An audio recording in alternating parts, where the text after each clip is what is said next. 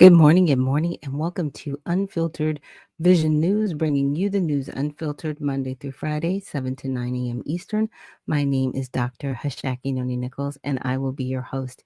Thank you so much for joining us here this morning on Unfiltered Vision News, and it is Mighty Men Thursday, and it is open mic. So if you would like to join me live on the show, just let me know by sending me a direct message on X, or you can also email unfilteredvisionnews@gmail.com. And I will definitely make sure I'm checking my email during the show. And I can, again, send you a link to the show so you can appear with us here live and just really talk about anything that's on your heart. And it is for our men because it is Mighty Men Thursday. So thanks again for joining us. So we're going to get started.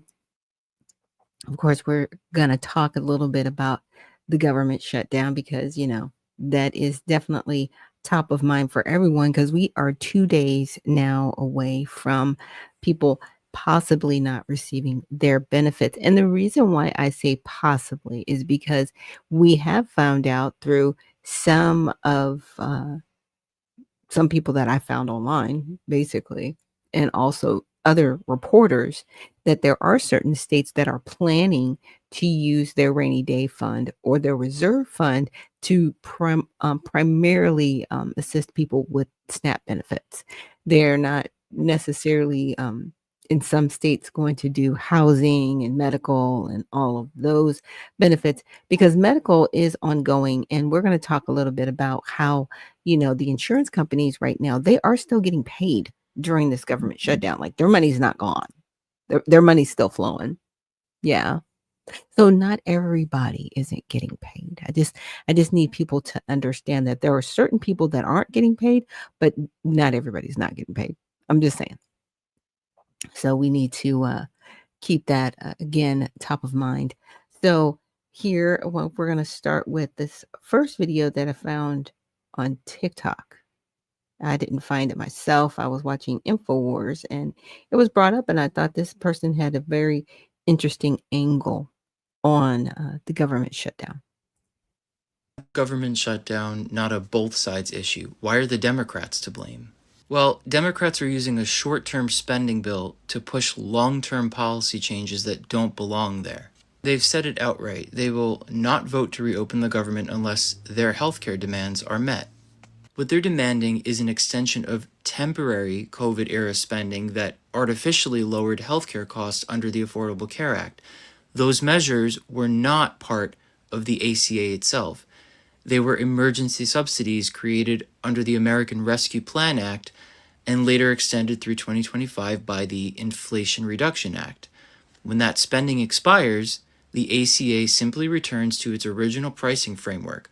Not a spike, not a crisis, just a return to baseline after years of inflated relief funding.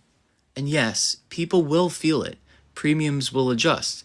But that's not because Republicans raised prices. It's because Democrats are refusing to admit that these subsidies were temporary. They're using the fear of higher costs, a perception they created, to justify holding the government hostage. And because Republicans are in full power, this is great leverage to make it look like it's their fault. Now, here's where it gets even more reckless. They're not just trying to extend the pandemic subsidies, they're also trying to reopen and revise parts of the One Big Beautiful Bill, a massive spending law that's already been passed and signed into law earlier this year.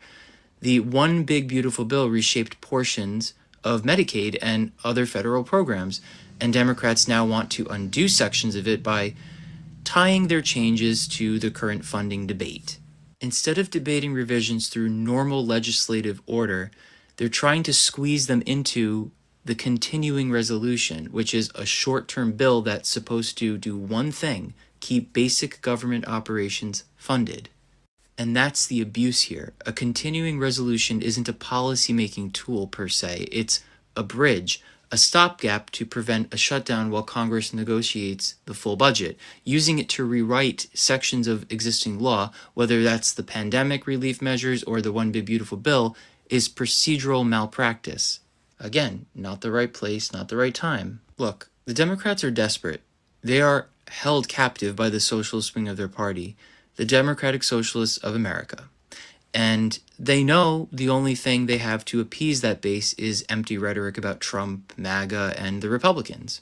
So it's not really about healthcare, in my view, it's about control, about rewriting existing law through the wrong channel and using a temporary funding bill to do it. And as more people understand that, it'll be hard to unsee the man behind the curtain. Yeah. I mean, well said. Just packaged well, right? This is all that the Democrats have. They have nothing else. They have nothing else. They are holding on to this for dear life because they don't want people to know the truth. The truth is the reason, as this gentleman stated, that they want to go back to the pandemic level spending is because it did artificially, temporarily lower cost. And that's over. And they want it to continue because it's like we have to have a win. It's not a win. It was going to go away because it can't be forever. You cannot have any forever emergency. And you should have took the time during the emergency to fix the Affordable Care Act. So when we came out on the other side of everything expiring, we'd be in a better place. But you didn't do that. You didn't do that. And now you're stuck. Now you have to have somebody to blame. But this was all passed under the Biden administration, right? The Affordable Care Act was actually passed, right? Under Obama. By the time Trump got it, okay, they took away the penalty tax that people were paying. So there was an adjustment there. Thank goodness. Then we get to Biden and we want to put in the CARES Act and the Inflation Reduction Act, and you artificially manipulate the ACA, making it look more affordable than it was. And it was a temporary stopgap. And here's the thing, these insurance companies, they're still going to get their money. We're going to look at that in a second, but they're still going to get their money. This is why people are upset. This is why people are angry. And Sassy Lady, thank you so much for joining us here this morning. And she says, morning and greetings. And thank you for all the emojis, prayer and love and smiles and butterflies. Thank you so much. You are always so happy in the morning, and I definitely appreciate that. So I wanted to bring up this little, I should say, I went, of course, to ChatGPT, did a little bit of researching and said, okay, are the insurance companies still getting paid during the government shutdown? Because outside of this gentleman's TikTok video, I came across some other ones that everybody kept talking about, yeah, insurance companies are getting paid. I'm like, what's going on? So in short, yes, many insurance related payments and insurance benefits continue during a government shutdown, but with caveats, right? So for, let's see, under Government Employee Fair Treatment Act of 2019, federal civilian employees who are furloughed or required to work during a shutdown are still eligible for their normal health and life insurance benefits, right?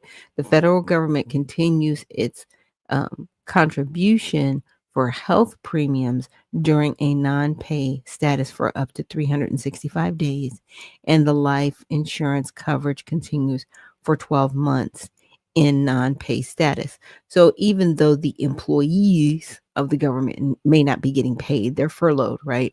The insurance companies that actually work with the federal government to cover them, they are still getting paid. Like their payments aren't stopping. Yeah. So they're covered insurance wise. Okay.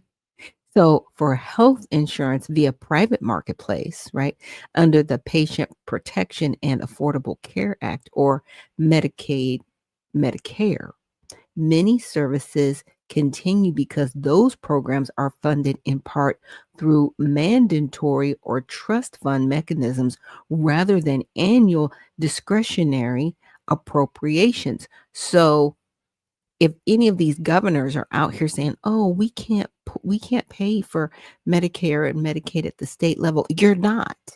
You're still getting federal funding for that. So don't lie to people.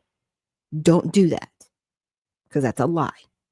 You're getting those subsidies still through insurance. Now, it goes back to the SNAP benefits, right? It's that part that people are more concerned with because there is a rainy day fund in the states to have a bridge for their people at the state level for SNAP benefits. They do have a rainy day fund. Every state has it. Like I showed you the videos yesterday, Virginia's figured it out. DC has figured it out. Westmore in Maryland, he's just like, well, it's Trump's fault. Sir, figure it out. You've got the rainy day fund. Stop that. Stop blaming everything on Trump because now you're starting to look ridiculous. Now you're just starting to look incapable of doing your job. And I know you can do your job, Mr. Moore. I know you can do your job. So stop acting like that. Okay. So who may be affected? Insurance companies being paid depends on the structure, right? If the insurer's payment depends on federal appropriations or federal programs being funded, a shutdown could delay reimbursements to insurers or delay new enrollments transactions. Okay. So some auxiliary services, new enrollment processing, administrative changes may slow or pause because federal agency staff are furloughed. Yeah, the people processing the information, not the actual insurance companies, right? So that's still intermediary. The enhanced subsidies for ACA marketplace plans are a major point in the shutdown negotiation. The failure to extend them puts pressure on premiums and may affect insurance environment. Now, you just heard this gentleman say, and that's why I was really appreciative of his video because I was like, I didn't think about that part. That's why they want to go back to the pandemic level spending because that pandemic level spending actually artificially brought down the premiums. Okay. So people are thinking, oh, yay, it's more affordable. Oh, no. What do you mean it's going to double? Because it was always doubled. It was always doubled. You just weren't seeing it because during the pandemic, you got some relief. Okay. But during that time, they actually could have fixed the Affordable Care Act and they didn't do it. They just kicked the can down the road. Which always makes me think like, why are you moving in such a way? Like you don't care about destroying people's lives. It's really crazy. Now I'm going to skip a lot of the in between because I really wanted to get down to understanding like who are the winners and losers in this, right? So I said, can you give me a name of the insurance companies? I want the name of the insurance companies that are getting paid, right? Like who are these insurance companies? Because we say insurance companies, like who are we talking about? So here are some of the major U.S. health insurance companies that are active in the individual marketplace markets and thus relevant to the subsidy insurance market risk discussion, right? So you've got United Health Group, right? And they're listed as the largest health insurance by market share, okay? Elevance Health, formerly Anthem, listed. Centene Corporation, noted for its large role in Medicaid and ACA marketplace participation. Humana, Cigna, Kaiser, Molina Healthcare. And there are some more, but those are the ones that they just wanted to pull up. Like here are some that are relevant. So it asking you I can pull a more complete list of say the top 20 insurers in the marketplace with their direct exposure to subsidy cliff risk as many have commented in filings. And I said, yeah. I said, but can you also give me a list of members of Congress that have received contributions, right, from these companies or have been lobbied by these companies? Because, see, we always think that, these companies just get there and they just get these things. It's like, no, they're lobbied. They are lobbying the Congress. And that's where, in my opinion, it becomes illegal, because that's when the Congress is no longer working for the people. You're working for the people putting money in your pocket. That's why I'm always saying they don't work for us. They work for their donors. Okay? They work for the people giving them money. Because the thing about a corporation is it can create bills and it can pay bills, right? Just like a human being. It can make bills and it can create bills. Okay. The one thing a corporation cannot do is it cannot vote, because it's not a person. Only a person can vote. But if I, as a corporation, give a congressperson enough money, I can sway their vote. And how they vote in relation to me as a company, how I get to benefit. Okay. So not only are Congress writing the legislation, they're getting money from the people that they're writing the legislation for. So it benefits them. So when they're voting on a lot of these different matters, especially when it comes to insurance, and that's isolated at insurance right now, the insurance companies are benefiting. We, the people, are not. Government should have never gotten involved in insurance. Never. This should have always stayed at a state level. We would be better off if the states had their own state funded insurance, because they have to pay so much per person, right? They have so many thousands of dollars per person that they're actually able to parcel out for certain things for that one human being.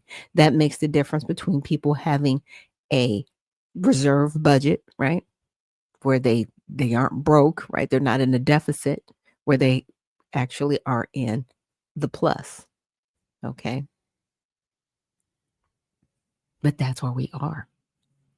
So it says, great. Below is a compact source package, vetted list of major U.S. health insurers most exposed to the ACA marketplace. B, the concrete evidence about which members, committees, and offices those companies have been donating to or lobbying, right? Example patterns, right? And they also asked if I wanted the full CSV. I don't need a full CSV, but okay. So here are some of the health insurers, like very similar to the list that they gave before: United Healthcare, CVS Health, which is Aetna. Interesting, right? So now when you go to a CVS, you're actually dealing with Aetna, which was an older insurance company. Interesting. So Aetna actually runs, or, what I'm saying, they're working together. Funny how that works. That is very interesting to me, because it's like, can you then say you don't want certain insurers at your CVS to be there, or certain insurers might leave CVS? I find that one interesting. That's an interesting situation right there, because I would think that would be a conflict of interest, right? An insurance company owning a pharmacy, but maybe they're just calling it CVS Health. But I'll have to look further into that. But I find that one's a trip. Okay. So Sentient, Humana, Elevance, Kaiser, Cigna, Molina. Okay. Some of these we've heard of, some we haven't. Of course, Blue Cross Blue Shield, Ambiter. All right. And it's like who they give to, their lobby patterns. So here's a quick summary. Major insurers both donate political action committees, employee affiliate contributions, and lobby registered lobbying firm staff heavily. Their contributions go to both parties, major campaign committees, and many individual members on health relevant committees, ways and means, finance, energy and commerce, appropriations. Lobbying targets are HHS, CMS, ways and means, finance, health committees, and bills affecting Medicare, Medicaid, and ACA. So concrete examples and evidence, and it gives me links if I wanted to go further. And that goes to Open Secrets, right? So you can see kind of like how the money's flowing. So United Healthcare Group, a large lobbying spend and contributions. Open Secrets lists Kamala Harris campaign and major party committees, the RNC, NRCC, DSCC, and DCCC among United Health top recipients in recent cycles and shows heavy lobbying expenditures in 2023 to 2025. United Health also lists bills it lobbied most frequently, which is CMS Medicare related. Yeah. So they're paying them. They are paying them to move and vote certain ways. So could we say that part of this shutdown, because it's all about the healthcare, right? Is this part of the lobbying that's going on? Hmm. Yeah, that's a bigger question. I'm just saying, like, look, they're taking the money. they're not taking the money. Okay. So, Centene Corporation, their substantial contributions and sizable political action committee open secret shows Centene's PAC affiliates donating to many House and Senate members and party committees.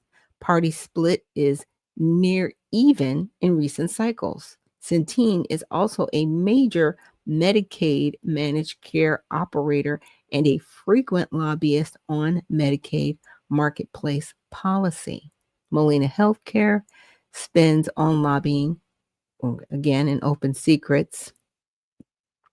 Client profile for Molina shows significant 2025 lobbying expenditures and lists members that frequently appear in top recent searches. So let's just see where the rabbit hole goes. I'm curious. Look, I'm curious. Okay, so a little over 1 million. All right. A little over 1 million. Got it. Okay. Now, it doesn't necessarily break out who is getting it, right? Which would be great.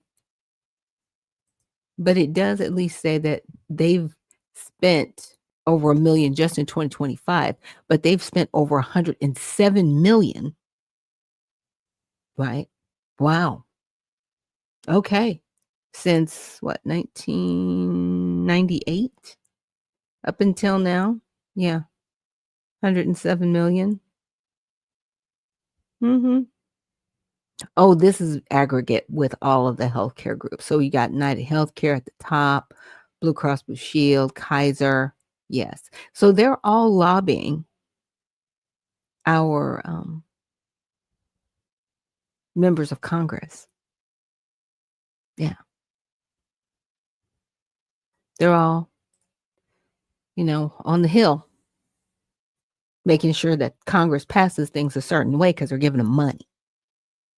But we're all supposed to sit back and go, oh my gosh, I can't believe they're fighting with each other. Hmm. Like I said, it's both parties. It's both parties. Stop that. They're both doing this. It's so crazy. So, like, I appreciate ChatGPT. It's like, what I can do next? Yeah, I don't need, anything like this which insurer lobbies, it's just knowing this part right here with open secrets and knowing the high profile campaign recipients, individual presidential campaigns, national candidate committees have received insurer linked contributions, right? United Health's open secrets page lists Kamala Harris, Donald Trump, etc. Right?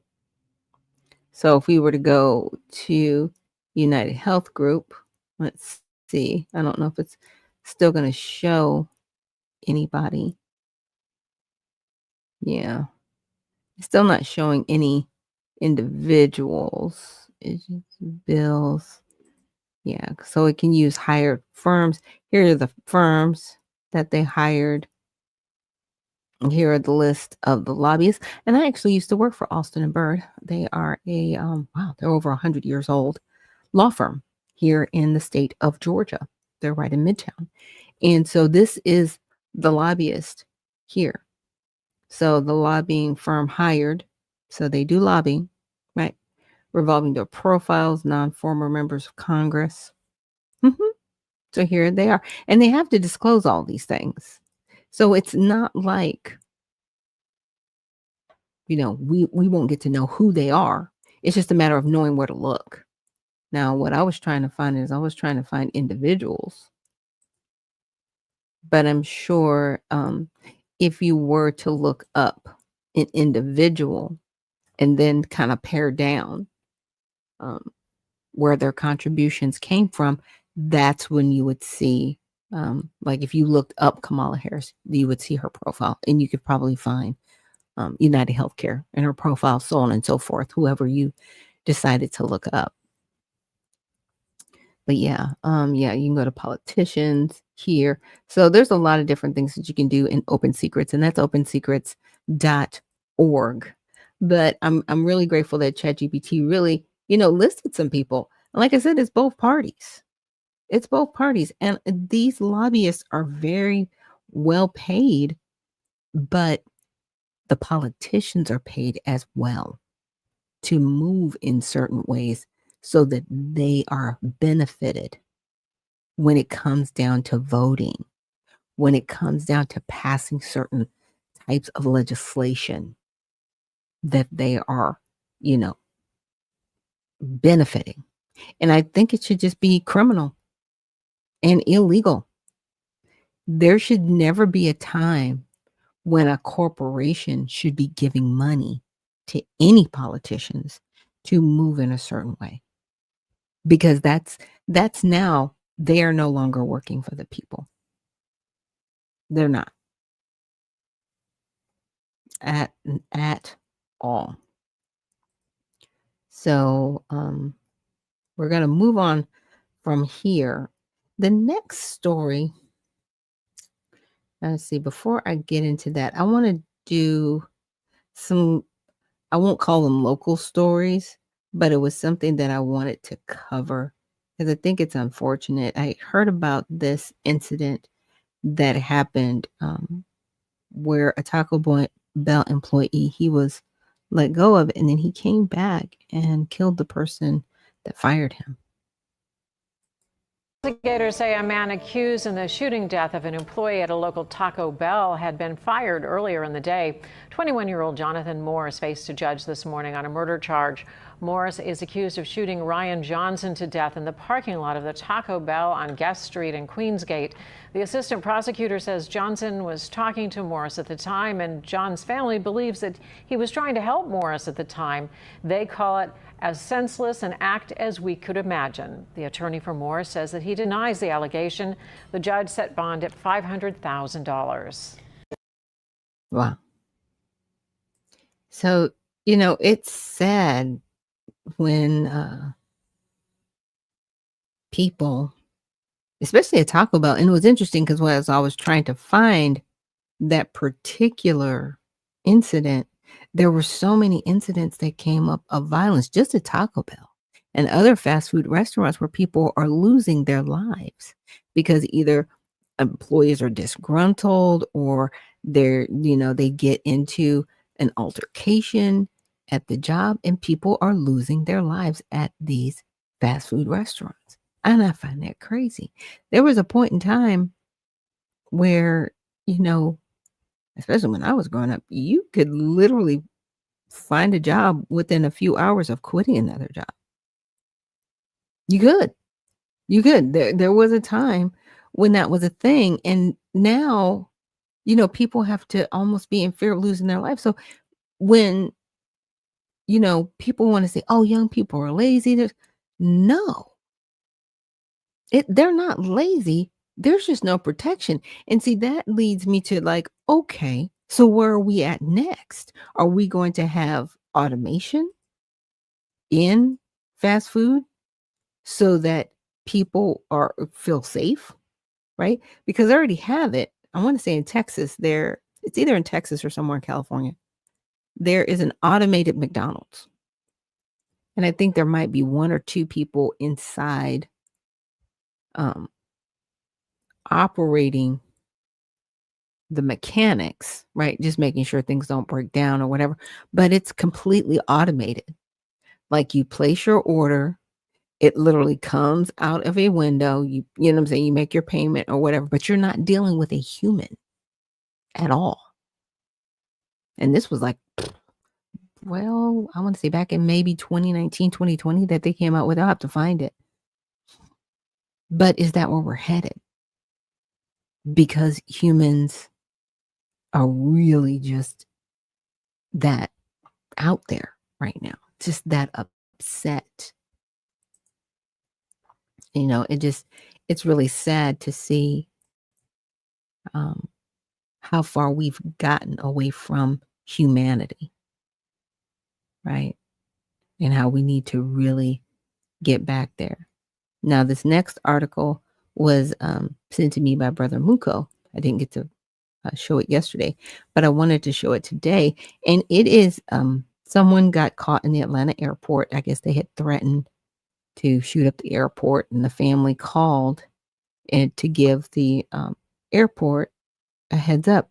Now, they said this person had come from Cartersville. Now, if anybody is familiar with Georgia, Cartersville is a good almost an hour, maybe an hour and a half from Atlanta, traffic wise, right? It's just a lot of traffic going up that way that accounts for that hour and a half.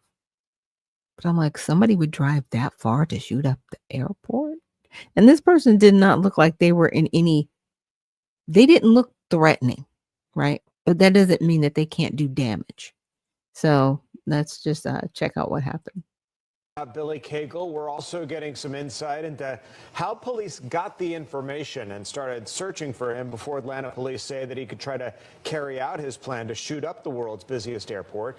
Today, we obtained emergency dispatch audio from Bartow County as they called Atlanta to warn them of the danger. Fox 5's Tyler Finger continues our team coverage. He's live with us here on set. You pick up this part of the story, Tyler, so tell us more. Yeah, Tom, Christine, good afternoon to you. Investigators say Billy Cagle's family warned police of his mass shooting plan. That set off a chain reaction that allowed officers to cuff him before tragedy at the world's busiest airport. Bartow County Dispatch, Operator 635. When seconds mattered, emergency dispatchers in multiple counties jumped into action Monday morning. It came after Cartersville police say family of convicted felon Billy Cagle warned them that he had an AR-15 and wanted to use it. Can you put out a bolo for me? Bartow County dispatchers immediately called Atlanta police and spoke to a dispatcher at the airport's operations center. This is Bartow County 911. We had a call from our city about a male headed to the airport threatening to shoot up the airport. With the information, the team in this room immediately notified officers at the airport. In body camera video released Monday, you can see APD officers armed with a picture of Cagle as they searched for him. Just about 20 minutes after Cartersville police called in the bolo, officers found him. What are your reasons at the airport right now? What now? Why are you at the airport? Oh, I'm just here. Once the officers confirmed it was him with dispatch, they took him down. All right, we have hands. Put your hands behind your back, sir. Put your hands behind your back. As the officers cuffed Cagle, dispatchers in the airport's operations center would have been able to watch it on one of the more than 3,600 cameras on property. Earlier this year, Fox 5 was exclusively taken inside. The man in charge told me the team is ready for anything. We always have something, whether it's an emergency call or a routine call, something is always happening around the airport, and calls are always coming into here to make sure that we're aware of it and that to make sure that if anything is needed, we can provide it. Cagle was set to face a Clayton County judge tomorrow, but with Cagle now in federal custody, it's unclear when his first appearance will happen. Obviously, it's something we're going to continue to monitor. It was really amazing hearing from the officers' perspective, what they were seeing, thinking, and doing in the moment. Having him on the body camera on her phone as she looked for him. Yeah. But an incredible behind-the-scenes look at all of the 3,600 cameras and the technology they also use to identify people like that. Those officers are truly heroes, because this could have been so bad. I mean, 27 rounds he had. If something would have happened, that could have all been used, and they could have injured a lot of people. And thankfully, those officers did a good job. Hats off to those ladies, for sure. All right. Thanks so much, Tyler. Thanks, Tyler.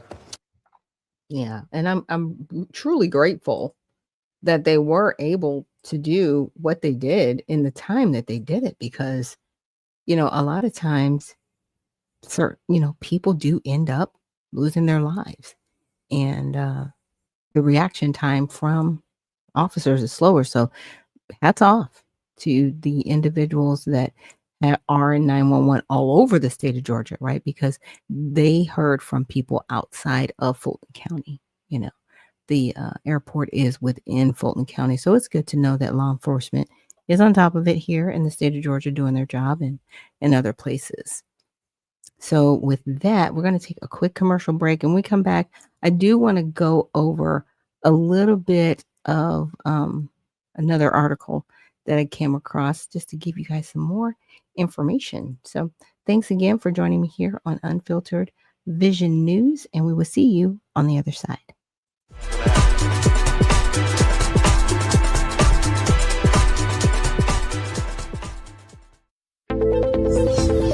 The browsers of today are broken.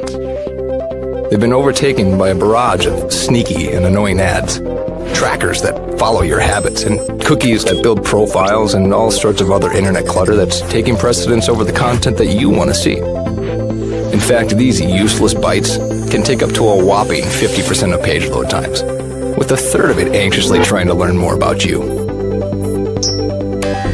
To make matters worse, some ad blockers are even letting ads through when large advertisers pay them. But do you really want a leaky ad blocker? It's because of these very reasons that we developed Brave, a new browser that kicks internet crud to the curb and makes it faster, safer, and better to surf the web than your current browser. With Brave, everything you need is built right in. We integrated technology that automatically blocks trackers, annoying ads, and shields everything that can cramp your style and destruct your privacy. With it, you can expect increased speeds nearly 2 times faster on laptops and up to 4 times faster on mobile. And unlike any other browser, Brave allows you to support your favorite publishers with automatic micropayments, so it's a win-win for you and your favorite sites. To top it all off, Brave is open source, because we truly believe it's our web and we need to fix it together. So ask yourself this question: do you want a web browser made for the internet of today? If so, try Brave. It's faster, safer, and ad-free.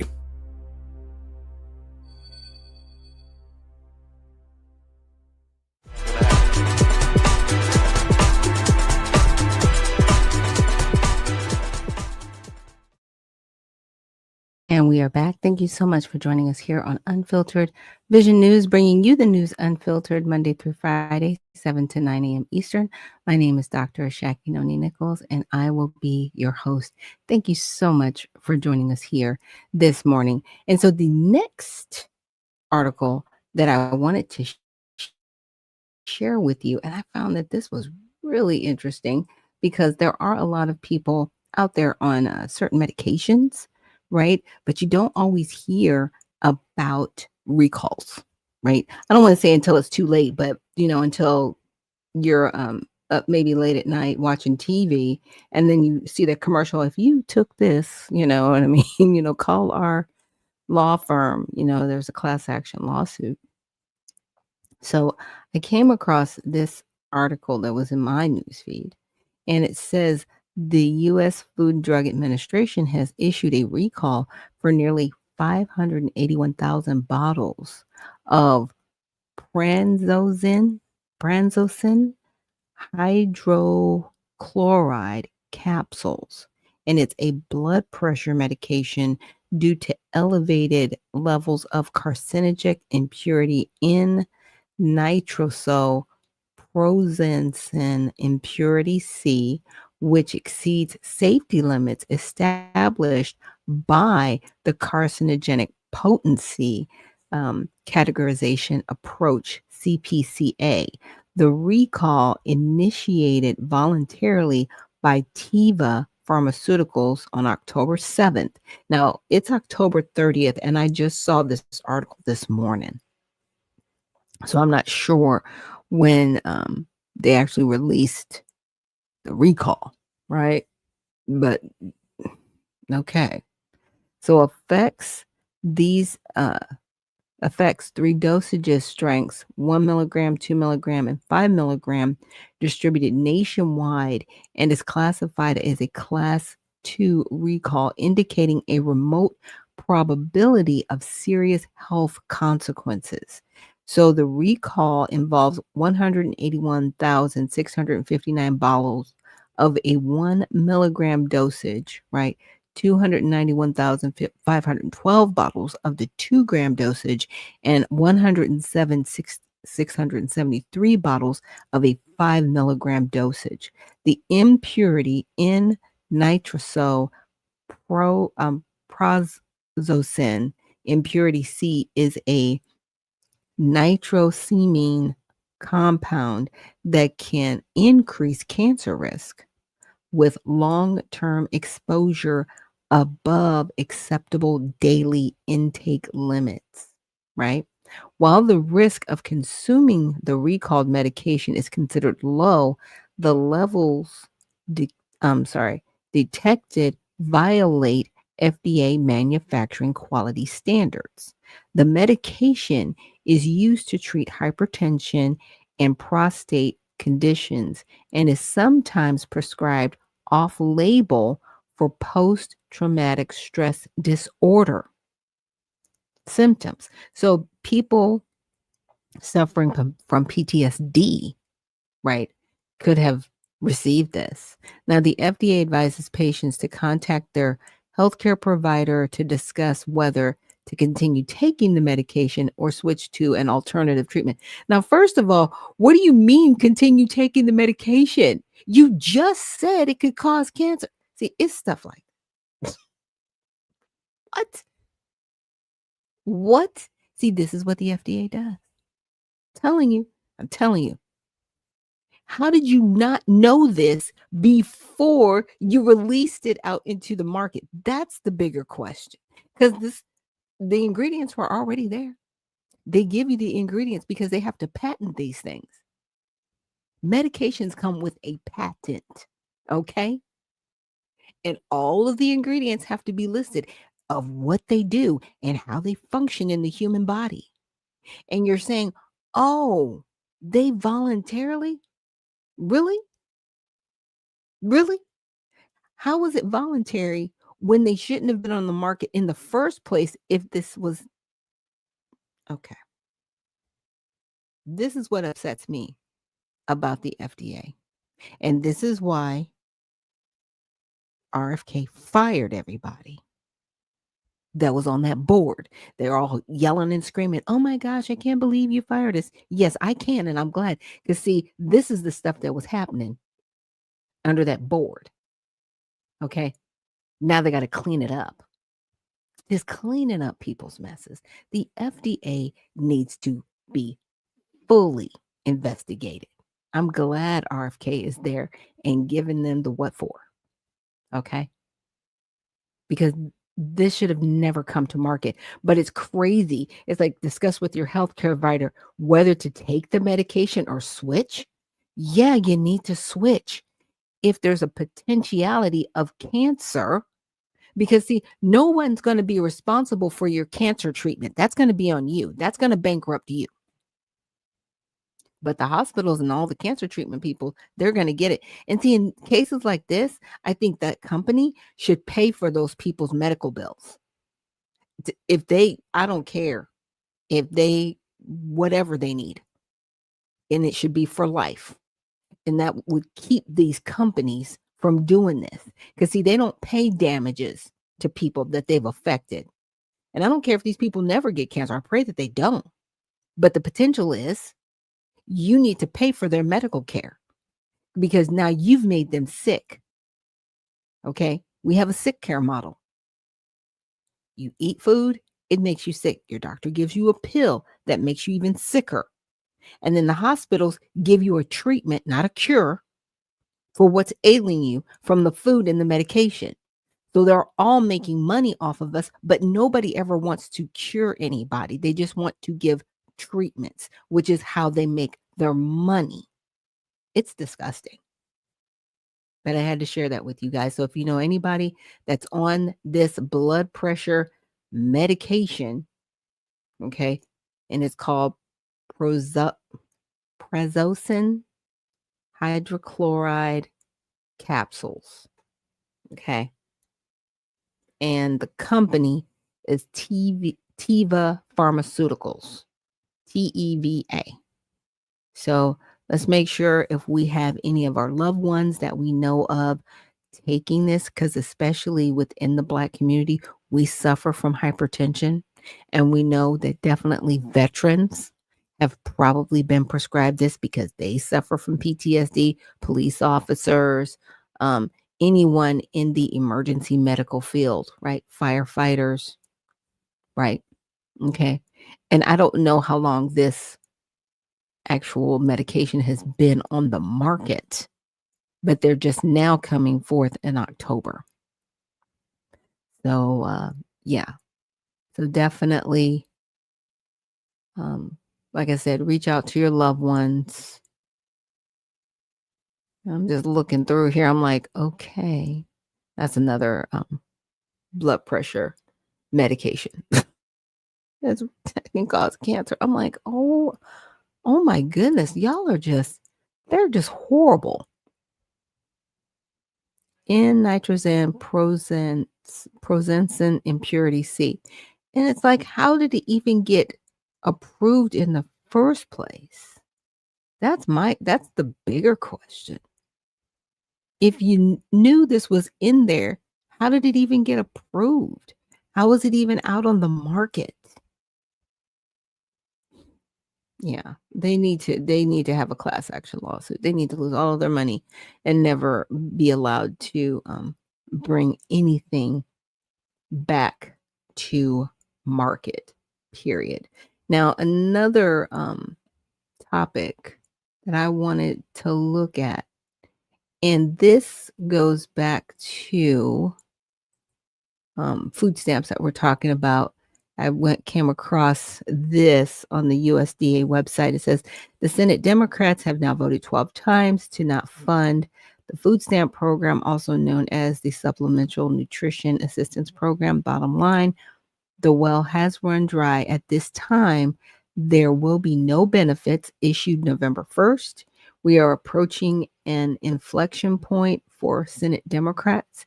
They can continue to hold for health care for illegal aliens and gender mutilation procedures, or reopen the government so mothers, babies, and the most vulnerable among us can receive critical nutrition assistance. Now, that's weird, right? I don't think that kind of language should be used from the USDA, because that sounds like a violation of the Hatch Act. And that's what Jasmine Crockett was talking about in the video I played yesterday. You cannot use government websites or emails to attack other political opponents to score political points. So whoever did this administration, executive administration, by the way, and that would be the Trump administration. People working for him, listen up, don't do this. This is not what you do. Now, you can say that the Democrats have now voted 12 times. Actually, you can say the Senate has voted 12 times to not fund the program because there are still Republicans there that may not have gone along with you or others. So stop putting it on one party and stop inflecting that, they continue to hold out for health care for illegal aliens. Stop that. You can do that separately, but actually you can't if you work for the administration, because again, violation of the Hatch Act. Stop doing what you're doing. You're putting the evidence out there. Okay. And second of all, I already researched this. The USDA can actually open up the food stamp program for an emergency. You have the ability, and it's specifically through USDA, the USDA secretary. So if you're listening, fix this. Do an emergency injection and fund SNAP, period. Otherwise, yeah, we're all blaming both parties. We're blaming both of you. And it's because you're being disgusting, holding the whole United States hostage, and basically wanting us to look like the Hunger Games and destroy this country so that you will have a reason to bring in martial law. Stop it. Both of you. Democrats, you will not get the funding that you are looking for because, first of all, there's no money to fund it. Okay.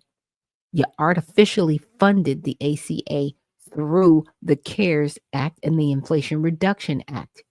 It was artificially funded. And now we're going back to the spending levels that the ACA was always at.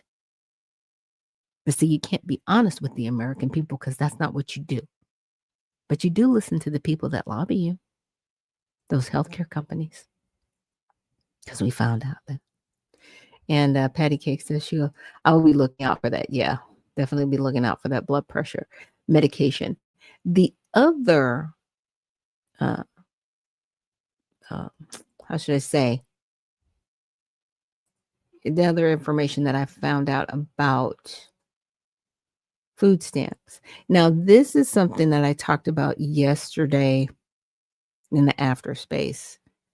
And what I found fascinating about it, because I was like, okay, Afghans, they don't necessarily make up 45.6% of the country, but they're what this is looking at, it's 45.6% of the Afghans that are here. Right. So I'll read further down, but that's what this, I should say, what this is based on. This is based on the number of people. This is not based on overall population. Okay. And by the way they've scored out. Okay. So we can look at, okay, if Black people are 14% of the United States population, they're saying of that 14%, 24.9% of that 14%. Okay. That's what we're looking at. But the way these numbers panned out, and the Afghans, they kind of just got here. Somalians, they've been here for a minute because they're the refugees. And these are all refugees, by the way. When we come down to Dominican and Caribbean, they've kind of been here for a while. Puerto Ricans, Native Americans, Cubans, obviously Black Americans, those that are Arab, Cambodian, Haitian, Pacific Islander, and on down. And of the general population of whites, they're saying 8.6% of that population. Now, if you were to further pare down, that's when you see, okay, the number gets larger for white people when you go back to general population. I know it sounds weird because right now they're just looking at direct population. So if there's only so many white people, there's only 8.6% of those white people getting it. But if they make up a larger part of the population, yeah, I know the numbers are weird, but here's how they explain it. And I'm glad that they were here to explain it because I was like, okay, this just seems so crazy, but let me explain it the best I can.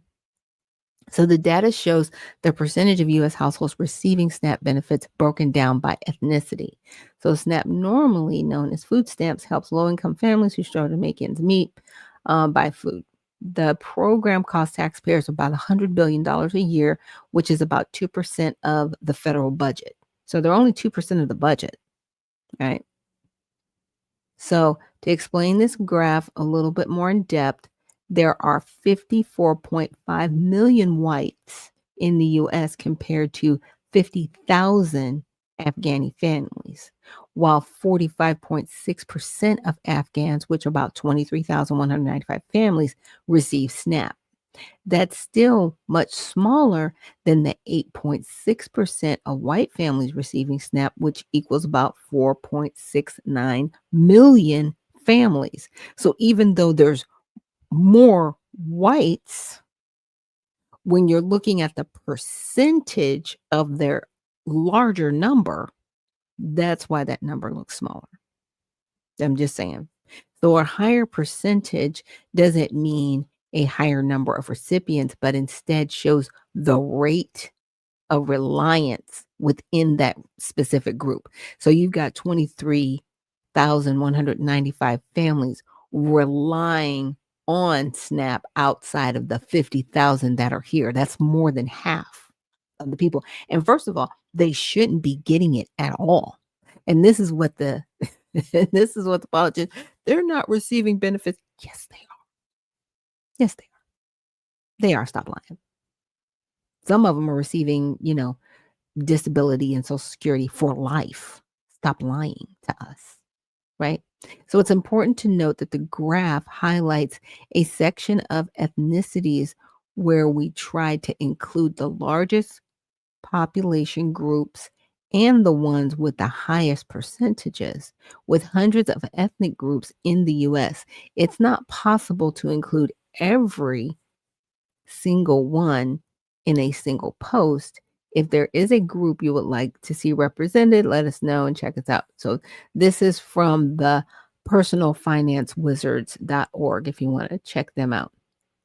And they said, and here are a few others that they've pulled out. People that are Guatemalan, Nicaragua, Ethiopian, Jamaican, Palestinian, Salvadorian, Vietnamese, Ecuadorian, Pakistani, Peruvian, Colombian, Nigerian, Filipino, Chinese, Italian, Indian.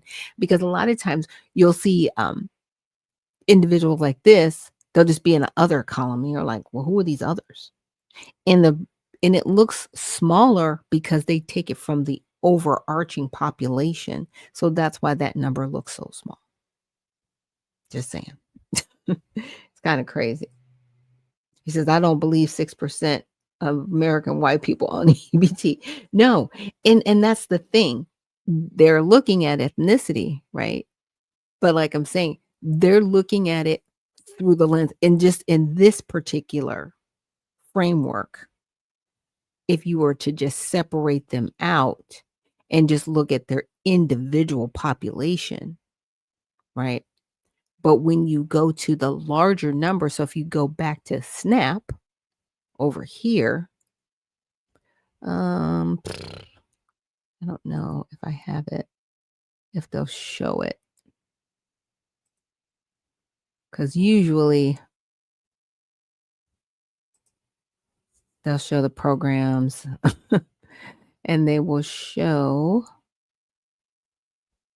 let's see, the percentages. Let me go back to here. I had all this stuff done. I had all this stuff done. Because I was asking the same thing.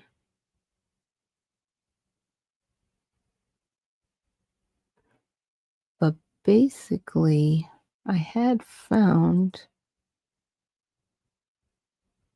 I don't want to know how to apply. I just want to know the percentages. But basically, it did show the percentages that, we've talked about. And I did pull them up here. And it gave me a breakdown showing that the Center on Budget and Policy data shows household race ethnicity for SNAP. 42% of SNAP households are headed by non-Latino white persons, right?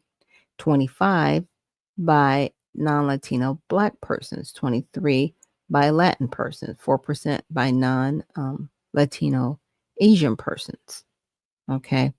So the Food Research and Action Center, FRAC, summarized the USDA data this way.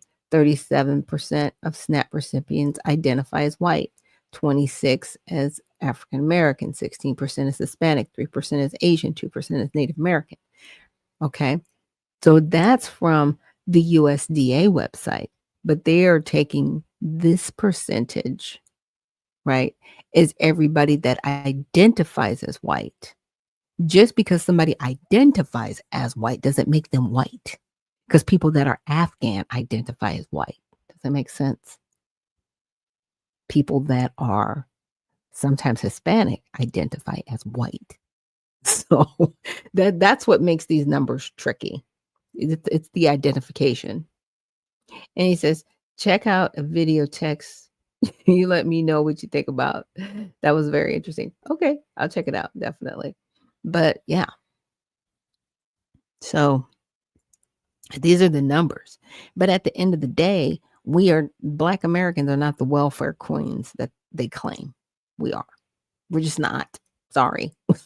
Sorry to break everybody's heart on that. We are just not the welfare queens that everybody keeps talking about. It's like, no, no, nope, we're not. Sorry. And I do feel really bad about those individuals out there that are going through the challenging times that they're going through right now. And I'm going to make sure that I give out some resources before we end the show so that people know what they can do if they need to get to a food bank. And I definitely encourage everyone, if they have the ability, to donate to a food bank this week for those families that may need to go to the food bank to get food, to get them through weekly, right? Because a lot of times the food that they give at the food banks, it can last you, I would say, at least 2 weeks. So prayerfully, we'll be able to, do that group economics we always talk about and help each other out during this time and rely on one another. Because right now it's gonna be tough. You know what I'm saying? It is. I think it's going to be tough for Americans that are struggling right now to see other people that have just gotten to our country in those same food lines.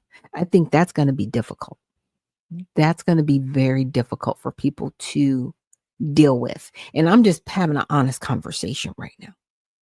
Okay. Because I've been there where, I've had to be in a food line before with my kids and getting the assistance that we needed because I fell on hard times, after I got a divorce.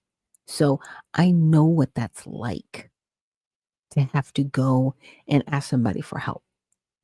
It's very humbling. It hurts your pride.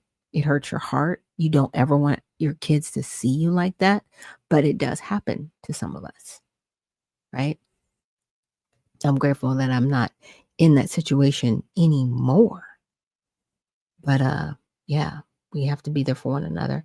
And Uncle Coolwater says, also, this is a perfect time for the tithing storehouse to kick in according to scripture. Yeah, absolutely. Absolutely. Because if we've tithed properly, right, then we shouldn't suffer. If everybody's been given their 10%, we should be just fine. and only 10% will probably even go out and be replenished. But I, implore those, if you've ever been in a situation where you've had to get the assistance, definitely be the one to help, right? Even in its smallest measurements, whatever you have at home, or if you just want to spend, $10, $15, $20 and go to your local food bank and drop off those supplies for food, diapers, formula for struggling families out there, it goes a long way. It goes a long way, and it goes to people that really, really do need it. So let's definitely stay up and encouraged. And with that, we're going to transition, because I do want to talk. I want to go back a little bit and how should I say, a blast from the past with Klaus Schwab. And I know I played a video from him yesterday, but I wanted to also play this video. How it will play out in November. But what we know is that we will end up with many more unemployed, and particularly also people in the gray economy, which are not counted for, who lose their jobs. So we will see definitively a lot of anger already now, but probably increased by the end of the year, because this crisis will be with us until we really have found a remedy. So we have to prepare for a more angry world. And how to prepare? It means to take the necessary action to create a fairer world, to see that we provide everybody with decent access to the health system, that we make sure that those people who are really left behind, and I'm not speaking only on national levels, I'm speaking also internationally. If I see now the tragedy in some of the emerging countries like South Africa, like some countries in East Asia, I think it's all, I don't have too many remedies. The remedies have to be discussed through dialogue by the stakeholders of our global system. But I just see the need for such a dialogue, and I see the need for action. I see the need for a great reset. We shouldn't speculate about the outcome of the election. We will see beginning of November, and then we can, in any case, we can, and the World Economic Forum is very open and as an open platform to integrate everybody who is willing to address those issues in a spirit, which means to exercise here true global citizenship. First, if you look at it at the national or global level, at the macroeconomic level, one of the things we address very much in the book, and we are concerned, is the increased debt level. We spend about 10 trillion worldwide to deal with the short-term negative effects of the pandemics. But we should be aware we are just increasing our debt situation. And we were already very much debt loaded before we went into the crisis. So how to get at the end out of this debt situation is still a big question mark. Second, we know that there's quite some impact on different industries. We know that certainly the health industry, the digital industry will go out of this crisis strengthened. But we know that many industries which rely particularly on physical interaction will have difficulties to survive. Finally, I just would add, I think this is an opportunity again to find solutions which are beneficial for the next generation. So why not to tie government aid to the green economy which we have to create? Why not to make sure that we revolutionize, digitalize particularly our educational system? So we are here, when we talk about the Great Reset, to talk also about innovation. How can we do things differently from what we used to do? And if we speak about differently, it means also how can we do it to make sure that a majority of people are benefiting from it and not just a minority. I would see even a chance to accelerate, let's say, our transition into a green economy, because people probably recognize that we have to become more resilient. We have now the experience of one crisis. The environmental crisis, the climate crisis could be a much bigger one. So I see more awareness, but on the other hand, we have the big issue of unemployment, of low levels of employment. And I think we shouldn't see the two as contradictory objectives. Yeah. So that was, Klaus Schwab and his perspective of the Great Reset. And Unc says it's time for a reset of the world to take care of all these other people, right? Foundational Black Americans been there, done that. We're focusing on us because nobody else is. Yeah. And, that always sounds weird because people are like, why do you have to focus on yourself? I think each group has to focus on themselves for us to become better. People are always, look, let's just have an honest conversation. People are going to gravitate towards the people that they're comfortable with, period. And if they're comfortable with people that look more like them and they work well together to build one another up, then do that. The problem becomes when that group wants to overpower and overtake other groups. That's a problem. Okay. What's not a problem is when individual groups go, okay, I have this, you have that. Let's do an even exchange and let's work together, right? For mutual positive results. That's the one thing we haven't tried in this country. We've always been very tribal, right? And people are by nature doministic. You know what I'm saying? We want to dominate who we are and what we do. And people don't really like being controlled. Okay. We really don't like being controlled, but somehow we sometimes slip into being controlled even when we don't realize it. Because that's just unfortunately how the world works. Now, with Klaus Schwab, a lot of what he was talking about is like, we need to figure out, new ways to do things and new ways to innovate. Well, what they did was, unfortunately, and he kept talking about the election. Now, he was talking about the 2020 election. So that's how old this video is, right? Where we're just getting into the pandemic and they picked winners and losers, right?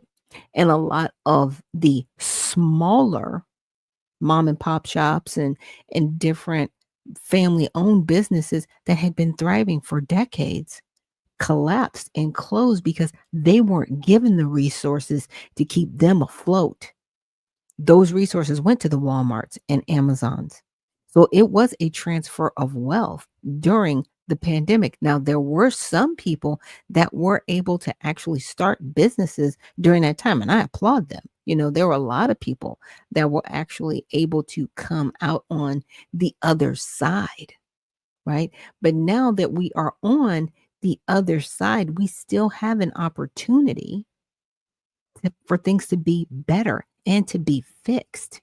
And so that's where I really want to go with this next. And I also wanted to play this video real quick from Elon Musk because I like it. And Mark from the Soil, thank you so much for reposting the stream. But I think this video was, it's not that it's funny. It's just that he's in the position to say something that not all of us can really say and get away with it. Public perception that, and you're clarifying this now, but there's a public perception that that was part of a apology tour, if you will. That this had been said online. There was all of the criticism. There was advertisers leaving. We talked to Bob Iger today. I hope they stop. You hope. Don't advertise. You don't want them to advertise? No. What do you mean? If somebody's going to try to blackmail me with advertising, blackmail me with money, go yourself. But go yourself. Is that clear? I hope it is. Hey, Bob, if you're in the audience. well, let me ask you then. That's how I feel. Don't advertise. He's wild. He is wild. And it's funny. He goes, "Hey Bob," if you're in the audience, and that just takes me back to the Marvel movie that my husband and I just recently watched. And Bob is one of the characters in the movie, but at the end of the movie, it's like, "But Bob does the dishes, right? Bob at least does the dishes." So, I think it's good that Elon Musk is one of those individuals because he has enough money to be able to say, "Look, I don't have to deal with you. I do not have to deal with you." But understand that each one of us has the power to say that and do that. We do not have to deal with these people the way they are dealing with us. We do have the opportunity to do better, right? There are certain things that they still can't control. It drives them nuts, but that's a good thing because we still have the opportunity to do what's right by one another. And that's what matters. That is truly, truly what matters. So with that, we're going to completely transition because see, what I want to get into now is I was going to bring up something. I don't want to bring that up. We can do a talk about this tomorrow. I wanted to bring up something that I wanted to talk about last week. And this is really looking at how we need to take this opportunity right now while, people are crashing out about the SNAP benefits and welfare and all these other things to say, okay, where are we at and how do we not get here again? Right? Because people that are independent can weather the storm, but they want more people dependent so that they can further take away rights of the people. That's the sick part. So we have to be able to stand up against that. So I want to start off with this video that I found for trade schools here in Atlanta. Brother Ben, what's the point of all of this? Man, the point of this, man, is so that you can change your life. The point of this is so that you can have another option instead of complaining about, I can't get a job, I'm living check to check, I'm one flat tire away from going broke. It's to help your life, man, and empower you with different options so that you can utilize it instead of just depending on just getting a job. But why here in Georgia? Like, why all of this? It's like... Well, our founder, Brother Marion, man, was called actually here to Georgia to do the same thing that he did in Texas. He was able to help change the way that the workforce was even getting students in, the way the students was getting trades, the way the students were getting jobs. So the community always has a need. Business is about solving a problem, and if you don't have the skill set and the mindset to solve a problem, you may find yourself being broke. Man, broke. I ain't got the money right now to go to this, bro. The great thing about that is you don't need no money. It's free tuition, long as you are, long as you need a second chance coming home from prison, underpaid, underserved, you can actually come in for free. You said it's free? Free. Dang, I guess I ain't got no excuses, huh? No, I ain't got no excuses. www.workforcecareers.com. As long as you got some fingers and you can type in www.workforcecareers.com, man, we ready to go. Man, I appreciate y'all and what y'all doing, brother. Yes, sir. For real. Okay. Yeah. So there is something that we can do, right? There's always something that we can do. So here is the website, and it is workforcecareers.com. So if you know of anybody, young people, older people, anybody, especially those that have been formerly incarcerated that are looking for work, send them to the website. Now, everybody may not live in Atlanta. That's okay. They actually do have 2 different campuses. They've got Atlanta and they've got Florida right now. Florida's coming soon. But I would still check them out and reach out because you never know if they know of another workforce program in your area, right? It may not be them, but they may have other resources that they can guide you to. And so, I was just like, yay, right? Thank you for doing something, right? And a lot of this, they said, if you're between 18 and 24, the school is for you as single parent, unemployed, underemployed, formerly incarcerated, currently receiving any form of government assistance or aid. So anybody obviously on SNAP, right? If you're 25 and over and meet the qualifications, SNAP, TANF, SSI, dislocated worker, displaced homemaker, right? Basically, a displaced homemaker is somebody who may be recently divorced or widowed, right? And their spouse who passed away or that they got divorced from, that was the sole breadwinner. So that is a displaced home worker. So now they can go to a school like this and get the trades or skills that they need to become employed, right? A spouse of an armed forces member, a returning veteran. Sometimes veterans don't have the skill sets that they need. And you would think they're trained in the military to have a job in the civilian workforce, but sometimes that doesn't happen. So this is definitely a school to help. And they are, some of their programs are AI technology, medical record specialists, dispatching and logistics, fiber optics, installation, radio, television, and film, graphic and fashion design, insurance adjusting, patient care tech, phlebotomy, construction, and data center technician. Now, a lot of people might say, well, some of these jobs are going to be replaced by AI. Some of them will, some of them won't. But you have to be the person that's innovative enough to go, okay, I'm going to get this skill set because this is what I'm passionate about. This is what I'm involved in. And then really look at what would AI be able to contribute, right, to the job, but not necessarily remove me from the job. And that's how we really have to start looking at AI. AI is a tool and a resource, as opposed to it just being the end all, the end of humanity. So again, that is workforcecareers.com, workforcecareers.com. We need to, stay ahead of this. Okay. And I asked, because it was top of mind for me, can you show how many Black Americans are able to start a business with the Small Business Administration compared to immigrants?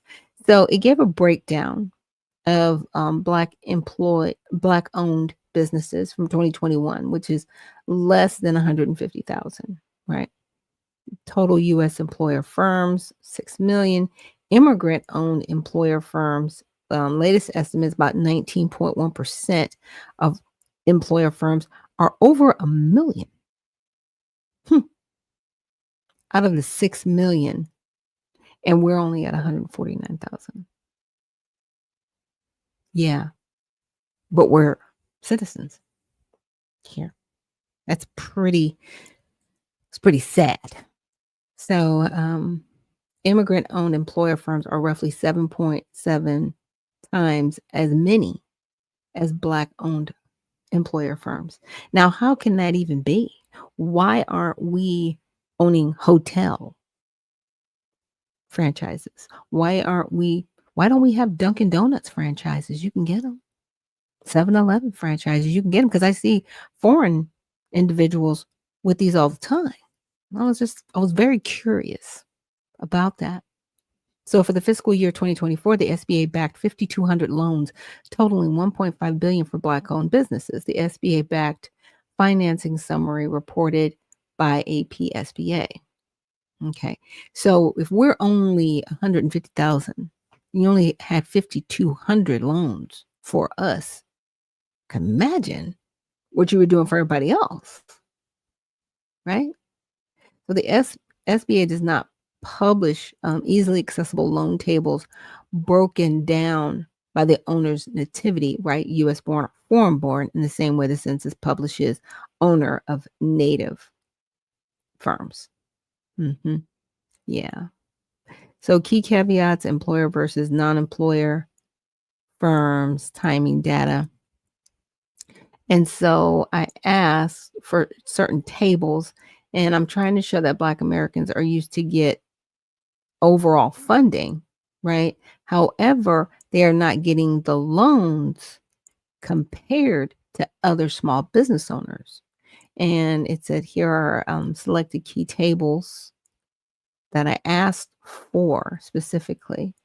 And he says for Black Americans, business owners, which help provide context for your question about funding loans, right? And it says, what you can use for your argument, the fact that Black-owned firms constitute a meaningful share of all small businesses, especially non-employer ones, 14.9% of non-employer firms. The relative small share of employer firms owned by Black American owners, 2.2% in 2017. The lower profitability rate of Black-owned employer firms compared to white-owned ones, 49% versus 66.9% in the 22 table. What you cannot do, the ABS is publicly released, does not provide detailed breakdowns of loan approval rates or amounts by race of business owner, or at least not in the easily accessible tables that were found. But I was just trying to prove a point because, a lot of times they're just like, you guys just need to own stuff. But if we're not given entrance an opportunity, how can we get that done when we have better credit scores? When we actually can do this, but we're not given the entry? That's the problem that I have, right? So these are employer or non-employer, 14.9%, right? That's what we make up of the 49.5% of firms. White non-Hispanic, they have 73.3% and 69.6% of the firms. Seriously? We can do better. I'm just saying, we can do better. You can use that to argue Black business owners represent a significant portion of firms, yet their profitability is lower than white business owners, which can correlate with access to funding, loans, and scale. Yeah, because if we are spending, and this is just the beauty, right, with our hair, and it's over $1 trillion, but we're not given entry to have the businesses to have that resource and that money. What's going on? But another ethnicity is, and living off of us, and that's what needs to stop. And Petty Cake says, yeah, that's flat Blackness statistics. Oh yeah. And it says, let's talk about that red tape that Black Americans have to go through that drops the number of approval of loans. Absolutely right.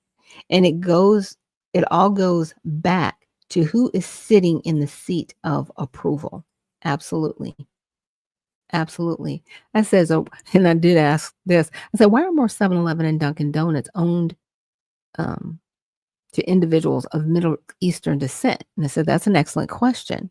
And it gets to how immigration policy, franchise economics, and community networks interact with the U.S. business landscape, right? So immigration and entry pathways, many immigrants from India, Pakistan, Bangladesh, Iran, and the broader Middle East arrive in the U.S. through employment-based and family-sponsored visas that favor educated entrepreneurial individuals, starting or buying franchises like 7-Eleven or Dunkin' is a recognized path to economic stability for immigrants who may have professional or managerial backgrounds but face barriers to entering U.S. white-collar professions due to licensing or credential differences, right? So they might be a doctor in Bangladesh, but it doesn't translate here. So they're given the opportunity to become a citizen, right, by ownership through 7-Eleven or Dunkin' Donuts. But why aren't we, as American citizens, being given that? I'm just saying. So some immigrants also come on E2 investor visas for treaty countries which allow residents by investing in running a U.S. business. Franchises are well documented route for this. So the franchise model accessibility. Franchises such as 7-Eleven, Dunkin' Donuts, Subway, and gas station convenience store chains offer turnkey systems, brand recognition, supply chains, and training, all of which reduce the risk of starting a business from scratch. So 7-Eleven in particular has low upfront equity requirements, as little as 50,000 to 150,000 cash investment, relative to starting a comparable independent store. And the company often co-owns inventory, which lower operational capital needs, right? So 7-Eleven itself is like, okay, I'll give you, you're going to invest in the storefront, but most of the products there, I'll give you, 20% or 30%, where I'll take the other 70% because part of that is me supplying you the goods, but you can keep the 30% as profit. Okay. So you're not losing any money, and your store is propped up based on the branding of 7-Eleven because everybody knows it. So they've got built-in branding on top of that. So because of this, immigrant communities pooled family savings or informal community lending networks like rotating credit associations to buy these franchises. So it's not that we can't buy the franchises, we just need the capital to. And that's what I'm talking about. So ethnic and community business networks within Middle Eastern and South Asian immigrant networks, strong family and community business networks play a major role. New arrivals often get jobs in stores owned by relatives or community members. Over time, they learn the business model, save money, and buy their own franchises. That's why we see so many. Because I was like, I'm telling you, I was in Niagara Falls and I was like, okay, every 7-Eleven, every Dunkin' Donuts, most of these hotels, how are you guys getting this? Because you barely speak English. Like, what is going on? Like, what's really going on? So I was like, okay. I was telling him, like, my mind was spinning while I was on vacation. I was like, I got to talk about this because we need to get in on this. 50,000 to 150,000, that's not a lot. That's not a lot. We should be able to get decent loans for these with interest rates, or even come up with the money through group economics to get this done and really start buying these franchises and opening them, right?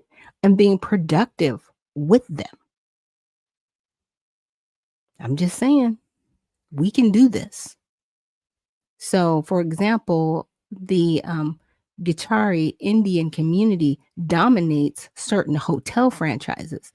40% of all U.S. motels are owned by Indian Americans, largely Guichari. A similar but smaller dynamic exists within 7-Eleven and Dunkin'. 40%? 40%, y'all. And the travel industry is a huge industry. Hospitality. Okay? Yeah. So corporate recruiting, 7-Eleven, Dunkin', and similar franchises actively marketed ownership opportunities to immigrant communities, particularly in the 80s and the 2000s. 7-Eleven ran franchise diversity programs targeting Asian, Middle Eastern, and Latino entrepreneurs. Where are Black Americans? And why aren't Black Americans in here? Because those particular ethnicities that I just read off, they're in the Black community. But they always ask us, why don't you guys own anything?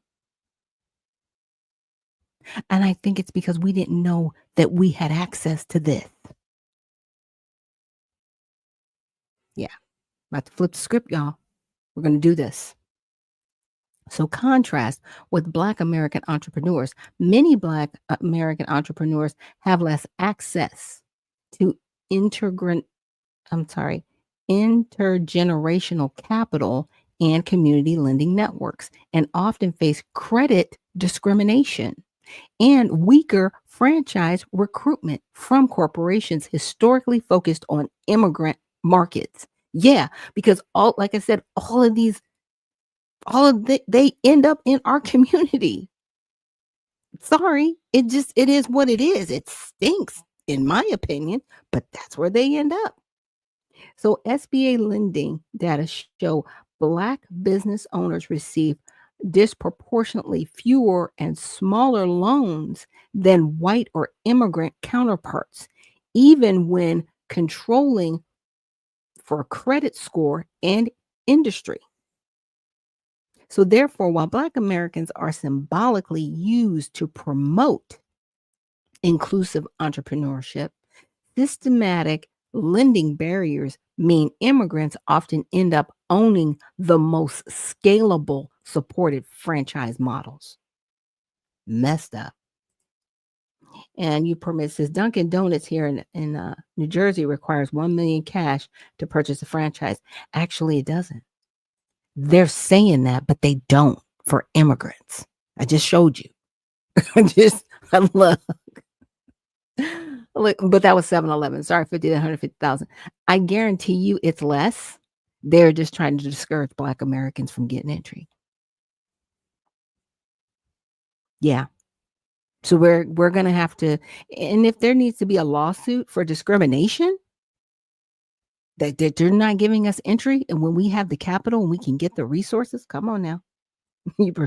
Exactly. Yeah. It's not $1 million. Because if it was $1 million, these people from other countries couldn't afford it. No, I'm sure it's less than 200,000. I can look it up, but it didn't come up in here. They just use 7-Eleven example. So let's see. I got somebody at the top. Michelle says, sure. Yeah, sue. He meant to say sue. We're not going to sue. We're just going to point out the discrimination and let it lie where it lies. Yeah, because you're going to have to give us entry. Or we're going to expose you for the liars that you are. You're going to stop living off the backs of Black Americans. Again, I was in, on another podcast yesterday, and I was like, Black people, we're not the emotional support pets, but that's how we're being used. They will use our plight to benefit other people. And that's what I was trying to get with ChatGPT. I'm like, come on. They use us so everybody else can benefit. It's crazy. It is really insane. Yeah. So highlight discrimination. Yeah. It's complete discrimination because they know that we can do this, but they purposely block us out. But no longer, we're not going that route anymore. We're going the route of we're going to get this. So with, and it gave me a summary table. Historically, we're limited to capital access. Historically, we are under targeted for franchise recruitment. Historically, we have fewer franchise mentorship chains, right? Family business model familiarity, structural barriers, language and cultural adaptation, credit discrimination, and lower wealth. Right? The outcome, they have higher ownership rates of 7-Eleven, Dunkin' Donuts, and gas stations, and we have lower representation in franchise sectors. But now that we know this, we actually have a better opportunity to change this. That's the thing. I said, what would be good franchises for Black Americans to invest into to build up the Black community, right? And it gave me a breakdown of some franchises to build up, right? So one is healthcare and senior care. Some of the franchises are Home Helpers, Bright Star Care, Visiting Angels, and the Y is aging population, ability to employ community caregivers, and recurring revenue. Childcare and education. Some of the franchises include The Learning Experience, Kitty Academy, Code Ninjas. Y builds local youth education access and steady cash flow. Another franchise in automotive and maintenance services, Meineke, Midas, Take 5 Oil Change. Y essential need transferable skills and moderate investment levels. Okay, for food and beverage, some of the franchises include Smoothie King, Wingstop, Tropical Smoothie Cafe, what is this? Teriyaki Madness, Subway, and select markets. Why? High visibility, scalable to multi-location ownership. And the tip, pair with local sourcing and culturally aligned menu options for authenticity, right? So I would say if you were doing teriyaki madness, you might want to, depending on where you are, right? You might want to have um you know, chicken, beef, or tofu. You know what I'm saying? Like if you're in an area where a lot of people like vegan food, for the teriyaki madness, you might want to offer things like tofu or tempeh or just other plant-based protein sources, right? That you can incorporate in there. And that's what they're talking about, locally sourcing and culturally aligned for your menu.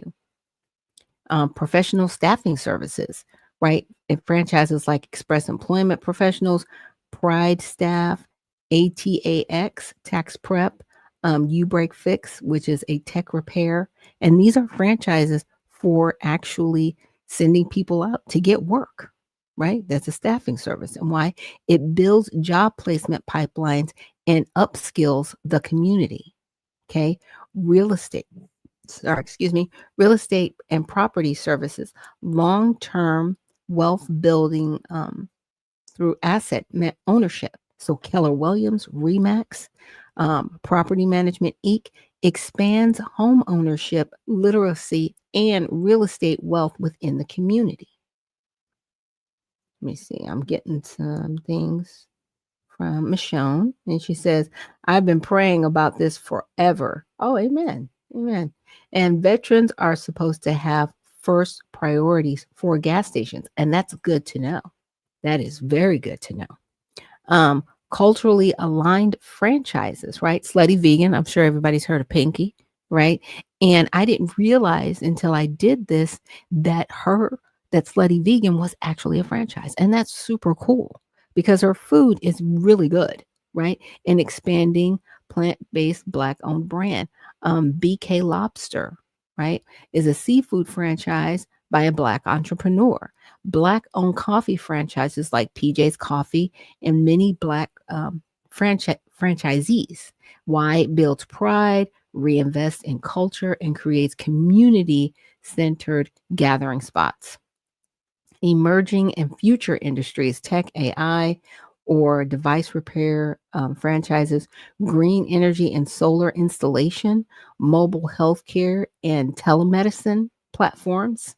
Okay, you could build a I want to say there's Good RX, that's for pharmacy, and then there's I want to say it's ZDoc or something like that. And it's basically just a platform where you can find telehealth. You can build a platform for that and just have medical providers subscribe to that so they can use your platform for their telehealth medicine, because there might be some other doctors out there and they don't belong to the larger medical firms. They might just be independent doctors, right? And you can find them and have them on this platform. So funding and support services. So the SBA Community Advantage Program loan guarantees up to $350,000 for underserved owners. And so this is where a lot of people are getting the money, the underserved, but it's not marketed to us to go get those loans. That's the problem that I see, because even when we do apply for those loans, there's still discrimination in there. So those are the things that we're going to have to go to, find out, and really highlight and say, okay, we need, we need this capital. And Michonne says, we do spend millions as a whole in goods and services. We do. We absolutely do. We absolutely do. So there's the National Black Chamber of Commerce, which connects franchise-friendly lenders. There's Operation Hope and Lift Fund. It's coaching and startup capital for minority entrepreneurs. The U.S. Black Franchise Owners Directory helps connect new investors to franchise systems with diversity goals, right? So, hey, and I said, would you like to give me a top 10 franchise investment list under 100,000, right? I was like, yeah, why not? Okay. So this is a top 10 list that you can get entry into. Franchise under 100,000. So made this, which is residential cleaning, the investments 51 to 71,000, low overhead, and good for reinvesting profits. Scoop Soldiers, it's a pet waste removal yard cleanup service. Franchise fee is 39.5. Total investment 68,000 to 118,000. It's a unique niche. There's Pride Staff. We mentioned that before. Minimum investment 99,550,000. And it connects local talent to jobs. The AD Leaf, which is a digital marketing agency franchise, the franchise fee is 7,500. Total startup 25 to 85,000. Good for someone with a marketing tech background. It's flexible and it's remote friendly. Okay. Kona Ice. It's a mobile shaved ice truck cart franchise. A startup is 50 to 75,000. It's mobile. Mobile community event friendly, strong brand. Snap Printing. It's a print and design service. Startup is around 80,000 in most cases. Serves small businesses locally. Great synergy for community organization, churches, etc. Stratus Building Solutions, which is commercial cleaning janitorial services. Startup as low as $4,500.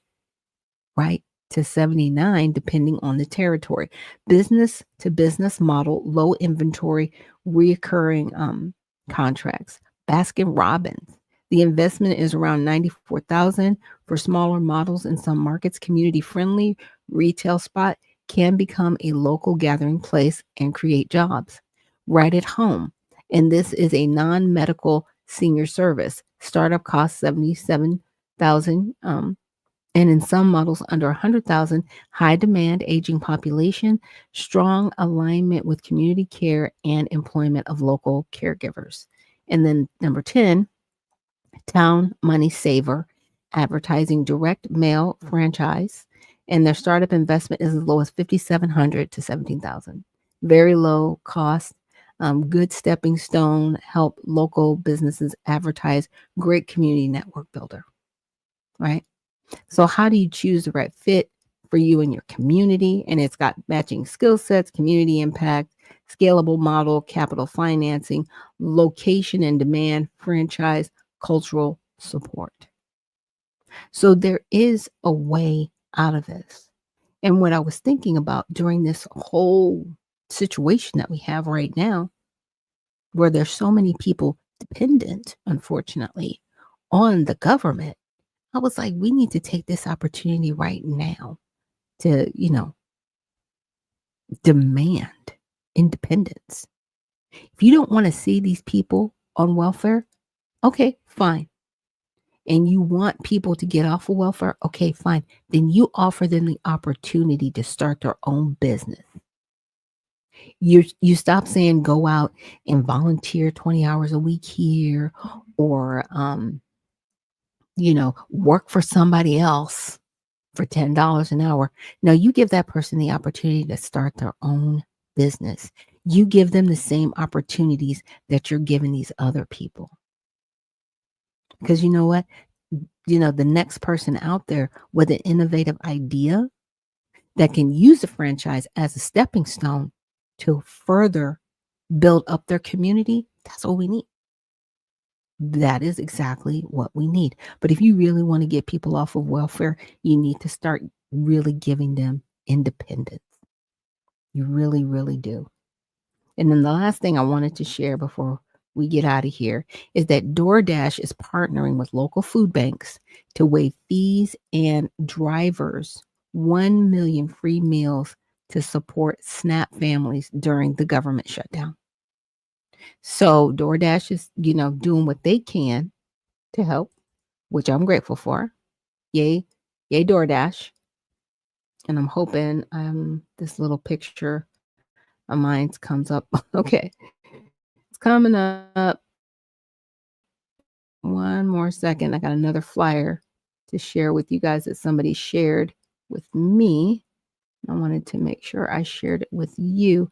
And it's called Men's Only. It's by RSVP. You might be able to go and get the QR code. If you have a phone, you can check that out. But it's Monday, November 3rd. Doors open at 7. Program begins at 7:30. Now, this is in Chicago, Illinois. It's in the Mosque Miriam at 7351 South Stony Island, Chicago, Illinois, 60649. The number is 773-324-6000. And it is for Black Men Rising. And it's a strategic planning session. So my whole thing is this.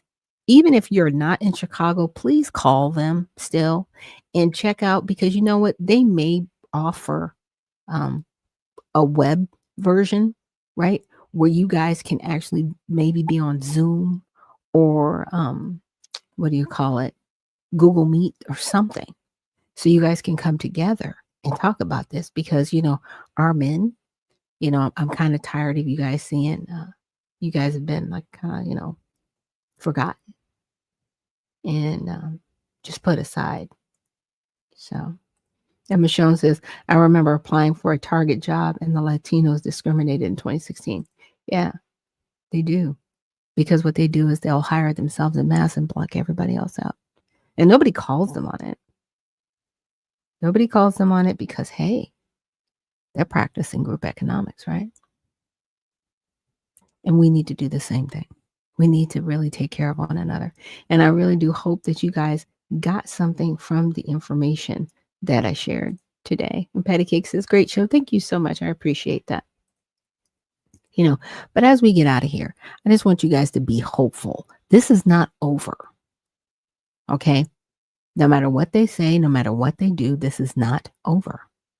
We will have the last say. Well, God will have the last say. Let's put that way. God has the last say. He does. But we also need to remember to not give up, because we know He has the last say. We need to remember to encourage one another to the end and not lose heart. Okay? And Michelle says, thank you. And yes, stay prayerful and hopeful. And with that, we're going to get out of here. And remember, you guys, stay well, stay focused, and stay unfiltered. I'll see you in the next one.